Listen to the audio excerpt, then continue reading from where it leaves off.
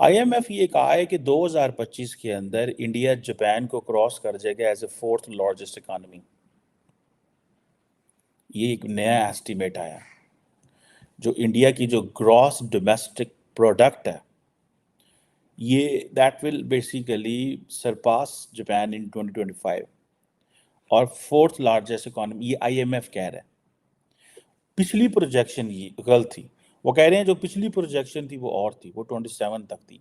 ये जो प्रोजेक्शन है, क्योंकि इंडिया की जो जीडीपी है वो कहा जा रहा है that will be 4.339 trillion in 2025 as compare to Japan which will be 4.3103 trillion. So वो 25 में क्रॉस करेगा।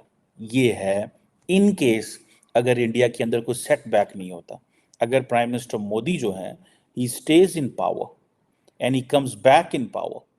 याद रखिएगा, बिकॉज इस वक्त हर बंदा इंडिया में एक ही बात कर रहा है, 75% पॉपुलैरिटी रेट है, ये है वो है, नरेंद्र मोदी पावर में आएंगे, ये होगा वो होगा। लेकिन अगर ऐसा नहीं होता तो देन ऑब्वियसली चीज़ें चेंज भी हो सकती हैं, बिकॉज जब नई हुकूमत आती है, नए फाइनेंस मिनिस्टर, नई पॉलिसीज़, नया कुछ, नई डीलिंग्स, बहुत कुछ ऐसा होता है। सो इस सिलसिले में सेटबैक हो सकता है। लेकिन सिंस ये बात चल रही है कि प्राइम मिनिस्टर मोदी ने ही पावर में आना है, तो this is going to be huge win for India. देखें, इंडिया और पाकिस्तान एक ही दिन दोनों आज़ाद हुए थे, लेकिन मुझे शर्मिंदगी हो रही है ये बात कहते हुए कि जैसे आपने बताया है कि इंडिया इस वक्त उभरती हुई एक सुपर पावर बन रहा है। ऐसे ही है। चाइना को भी उसने पीछे छोड़ दिया, जिसे हम वर्ल्ड में इस वक्त एक सुपर पावर मानते हैं इकॉनमी के लिहाज से। अमेरिका के बाद चाइना दूसरी बड़ी सुपर पावर है, लेकिन आज की खबर यह है कि उसने चाइना को भी पीछे छोड़ दिया स्टॉक की मार्केट में। नहीं, इसके अलावा मैं आपको बता रहा हूँ ना कि रिजर्व के हवाले से जो उनकी इकॉनमी है उसके हवाले से उसने यूके को पीछे छोड़ दिया है, फॉरेन रिजर्व के हवाले से। ये जय हिंद दोस्तों, आपने पीएम मोदी के भाषणों में अक्सर सुना होगा कि वो भारत को दुनिया की तीसरी अर्थव्यवस्था बनाने की गारंटी देते हैं। आज भारत विश्व में 5वीं बड़ी अर्थव्यवस्था में शुमार होता है। भारत की अर्थव्यवस्था जिस तेजी से आगे जा रही है, उससे आईएमएफ ने अपनी पिछली रिपोर्ट में कहा था कि भारत 2027 तक ये लक्ष्य हासिल कर सकता है। लेकिन आईएमएफ की ताज़ा रिपोर्ट के अनुसार पीएम मोदी ने जिस तरह पिछले अपने 10 साल के कार्यकाल में भारत की अर्थव्यवस्था को गति दी है, उससे अगर पीएम मोदी को तीसरा कार्यकाल मिलता है तो भारत ये लक्ष्य शायद 2025 तक ही पूरा कर लेगा। इस रिपोर्ट की चर्चा सारी दुनिया के मीडिया में हो रही है। वहीं दुनिया भर की मीडिया का ये भी मानना है कि यदि पीएम मोदी सत्ता में नहीं आते तो भारत में तेज रफ्तार से बढ़ रही अर्थव्यवस्था को ब्रेक भी लग सकते हैं, क्योंकि उस समय नई सरकार होगी, नई नीतियां, नया वित्त मंत्री और नया प्रधानमंत्री होगा। दरअसल अर्थव्यवस्था के मामलों में कोविड जैसी महामारी में भी पीएम मोदी ने जिस तरह काम किया, उससे भारत की अर्थव्यवस्था पिछले 10 सालों में एक बार भी नहीं डगमगाई और वे काफ़ी पीछे से आकर आज भारत 5वें नंबर पर आ गया है।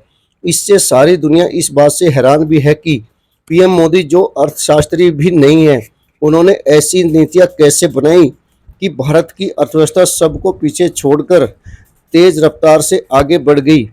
इसी को लेकर दुनिया मानती है कि अगर पीएम मोदी जो वादों और इरादों के पक्के माने जाते हैं, तीसरी बार पीएम बनते हैं, तो भारत अर्थव्यवस्था के मामले में भी एक नया इतिहास बना सकता है। पाक मीडिया का इस पर क्या कहना था, आगे सुने। आपसे गुजारिश है कि वीडियो को लाइक व शेयर करना ना भूलें। धन्यवाद। चीज देख लें, उसके बाद उनका चांद मिशन देख लें ना। बिल्कुल, वो तो बड़ा वायरल रहा। वो तो यहाँ बच्चों ने चंद्रयान 3 जो उनका है उसको देख लें। और वो कामयाब मिशन है कि दुनिया का कोई मुल्क अभी तक उस एरिया में नहीं लैंड कर सका, साउथ पोल में लैंड नहीं कर सका, लेकिन वो साउथ पोल में लैंड किए हैं। क्या वजह है? क्योंकि वो अपने मुल्क के साथ मुखलस हैं। उनके जो सियासतदान है वो मुल्क के साथ मुखलस हैं, वो मुल्क के लिए कुछ करना चाह रहे हैं। भाई, हमारा कंपैरिजन तो अफगानिस्तान से नहीं बनता, हमारा कंपैरिजन तो बांग्लादेश से नहीं बनता, हमारा कंपैरिजन श्रीलंका से नहीं बनता। अफगानिस्तान करेंसी हमसे ऊपर है, बांग्लादेश करेंसी हमसे ऊपर है, लिटरेसी रेट में श्रीलंका हमसे ऊपर है, जिसने रिसेंटली डिफॉल्ट किया है वो लिटरेसी रेट में आज भी हमसे ऊपर है। हम किसके साथ कंपैरिजन करेंगे ना अपना। इसलिए हम एक कौम नहीं है, हम मुल्क नहीं है, हम एक हजूम है, हम तमाशाई हैं। हम यहाँ पे तमाशा देखते हैं कि ये दो सियासी पार्टी के लोग आपस में लड़ रहे हैं, तीसरा बंदा खड़ा होकर तमाशा देख रहा है। हमें इन चीज़ों से बाहर निकलना चाहिए, हमें अपने मुल्क का सोचना चाहिए, हमें अपने सियासतदानों से सवाल करना चाहिए। है ना, हाथ फैलाने वाला जो करजई होता है, जो मांगने वाला होता है, जिसको लेके खाने की आदत हो, वो खुद कुछ नहीं कर सकता, वो दूसरों की तरफ देखता है। हम किसके गुलाम हैं? हम अमेरिका के गुलाम हैं इस वक्त। हम कैसे उसे ले लें पेट्रोल ना ईरान से ले लें? हमें बिजली के अवाम को रिलीफ देना था ना, तो हम क्या कह रहे थे जी हम IMF से पूछेंगे, वो बाप लगता है हमारा IMF। लेकिन वो मुल्क का भी साथ सोच रहे हैं ना। उनको ये है कि हमने अपने खिते में, अपने एशिया में हमने अपना नाम पैदा करना है, वो तो बन चुका है। लेकिन मैं ओवरऑल जो कंपैरिजन कर रहा हूँ, लेकिन पाकिस्तान के जो हुक्मरान है ना, उनको इससे कोई गर्ज नहीं है। वो कहते हैं कि हमारा जो है ना, हमारा कुछ बनना चाहिए, हमारे आने वालों का ना कुछ बनना चाहिए। अवाम की खैर है, अवाम ने नारे पहले भी लगाए हैं, ये आगे भी हमारे नारे लगाएंगे। हम इनको लॉलीपॉप दे देंगे इलेक्शन के करीब जाके। 2-3 लॉलीपॉप हैं, वो भी फिक्स हैं। एक कश्मीर का, भाई कश्मीर बनेगा पाकिस्तान, हालांकि कश्मीरियों से जाके वो कहते हैं हमने नहीं बनना, हम पाकिस्तान से दूर ही अच्छे हैं। जो पाकिस्तान के हालात है ना, हम पाकिस्तान से दूर ही अच्छे हैं। पाकिस्तान का ये कहना है काउंटर में कि नहीं वो हमारे तो नहीं, हमें तो नहीं कर रहे, ये है वो है। मगर आप ये बताएं कि इंडिया वाले पहुंचे हुए हैं आपके पास, इंडिया रॉ ने वहाँ आके सेल्स बनाए हुए ईरान के अंदर, जहाँ से खुलबाशन और इस किस्म के लोग भी वो आ रहे हैं और हमारे बलोचों को उकसा रहे हैं अगेंस्ट पाकिस्तान। तो आप कैसे होते हैं हमारे पे ये इल्ज़ाम लगा रहे हैं, तो हम तो आप पे ये इल्ज़ाम लगा रहे हैं कि आपने उनको घुस बैठिए वहाँ आके बैठे हुए हैं, आप उनको निकालते क्यों नहीं है, ख़त्म क्यों नहीं करते। और फिर आपने इंडिया के साथ मुआहदे किए हुए हैं, वो पोर्ट बना रहे हैं चाबहार की, और वहाँ से फिर आप अफगानिस्तान जा रहे हैं और पाकिस्तान को कट कर रहे हैं। तो आप तो इंडिया के साथ मिले हुए हैं हमारे खिलाफ। तो मतलब ये लेन देन चलती रहती है। अच्छा। अब ये प्रेसिडेंट साहब आ रहे हैं, ये 2 बातें उन्होंने करनी थी, बड़ी इंपॉर्टेंट है उनके लिए। मगर अब तीसरी बात भी आ गई ना, वो अभी ये जो अमेरिका ने सोचा कि ये अच्छा वक्त है कि ईरान का प्रेसिडेंट पहुंच रहा है पाकिस्तान, ये आपस में अब बातें करेंगे, एक मैसेज जाना चाहिए अमेरिका की तरफ से पाकिस्तान को भी और ईरान को भी। ये जो सैंक्शंस लगाए हैं, इसके टाइमिंग जो है वो एक पैगाम है to Pakistan and to Iran कि वी आर वॉचिंग, हम जो चाहेंगे हम कर सकते हैं और हम हर कदम उठाएंगे। ईरान का सपोर्ट टू द हुतीज़ और Syria and all the other places, वो एक पूरा एक कंसर्टेड एफर्ट है। ये भी ड्रामा आप शुरू हो गया है। और पाकिस्तान को भी कि आप ज़्यादा ईरान के करीब होने की कोशिश मत करें। ये हम समझते हैं कि आपने फैसिलिटेट किया ये ट्रांसफ़र ऑफ टेक्नोलॉजी, आपके लिए आना था तो आपने आगे कर दिया। हालांकि this may not be true, मगर इल्ज़ाम लगाना ना, प्रेशर डालेंगे। तो मैं ये समझता हूँ कि ये बड़ा सोचा समझा एक कदम उठाया अमेरिका ने आपके ऊपर प्रेशर डालने का। एक तरफ जैसे आप कह रही हैं कि IMF को कह रहे हैं कि सपोर्ट करें, जी। और वो कर भी रहे हैं कि आप गिर ना जाएं, आप डिफ़ॉल्ट ना कर जाएं, आप रोग स्टेट ना बन जाएं, फेल्ड स्टेट ना बन जाएं। अगर बन गए तो फिर तो और भी प्रॉब्लम्स बन जाएंगे पाकिस्तान के लिए, रीजन के लिए। और दूसरी तरफ आपको फेल्ड स्टेट के साथ, और दूसरी तरफ आपके ऊपर प्रेशर रखा हुआ है हर किस्म आपको इराक और सोमालिया के साथ आपके हालात मुमासिल करार दिए। तो ये this is why this story is now broken, and this is why the timing is because the Iranian president is coming here.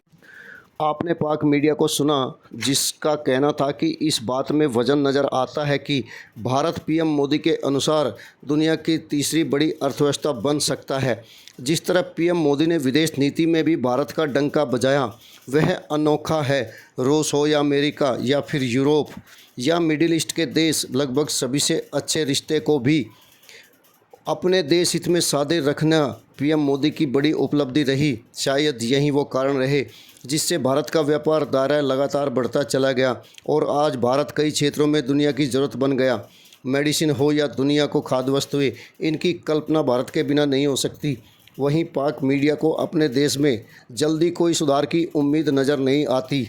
आज दुनिया 4 जून का सांस थामे इंतजार कर रही है, जिस दिन भारत के चुनाव के नतीजे घोषित होंगे।